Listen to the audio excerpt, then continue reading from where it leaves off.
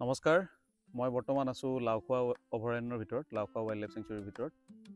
আৰু লাওখোৱা অভয়াৰণ্য যদিও বহুত জীৱ জন্তুৰ কাৰণে বিখ্যাত, গঁড়, বাঘ, তাৰ লগতে লাওখোৱাত যথেষ্টখিনি আমাৰ ৱেটলেণ্ড আছে, জলাশয় আছে। তাত বহুতো সংখ্যক পৰিভ্ৰমী চৰাই আমাৰ ইয়ালৈ আহে আৰু প্ৰত্যেক বছৰে আমি বহুত সংখ্যক পৰিভ্ৰমী 100ৰ ওপৰত পৰিভ্ৰমী চৰাই আমি লক্ষ্য কৰোঁ।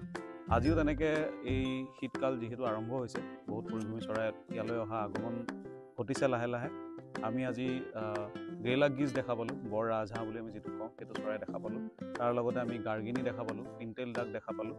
লগতে মই সন্মুখত এতিয়া বহি আছোঁ এজাক মণিয়ৰী চৰাই, যাক ডাৰ্টাৰ বুলি কোৱা যায়। মই কেমেৰাৰ স্ক্ৰীণত আপোনালোকক দেখাম, এই ডাৰ্টাৰ এজোপা গছত ডাৰ্টাৰ ভৰ্তি হৈ আছে। এই ডাৰ্টাৰ চৰাইটো আচলতে ইয়াক স্নেক বাৰ্ড বুলিও কোৱা যায়, কাৰণ ইয়াৰ ডিঙিটো বিৰাটেই দীঘল। আপোনালোকে স্ক্ৰীণত দেখা পাব, এইটো হ'ল ডাৰ্টাৰ চৰাই। এই ডাৰ্টাৰ চৰাইটোৰ তাৰমানে ডিঙিটো যথেষ্ট দীঘল, আৰু ইহঁতি যেতিয়া পানীৰ পৰা ডিঙিটো এনেকৈ উলিয়াই থয় বাহিৰলৈ, তেতিয়া ইহঁতক দেখাত এনেকুৱা লাগে যেন পানীৰ পৰা সাপ এটা ওলাই আছে বাহিৰলৈ। সেইটো কাৰণে স্নেক বাৰ্ড বুলিও কোৱা যায়। আৰু ইয়াৰ ঠোঁটটো বিৰাটেই শ্বাৰ্প, ইহঁতি মাছ ধৰাত সিহঁতক সহায় কৰে তাহাঁতৰ এই শ্বাৰ্প জোঙাত তৰোৱাল সদৃশ সেই ঠোঁটটোৱে।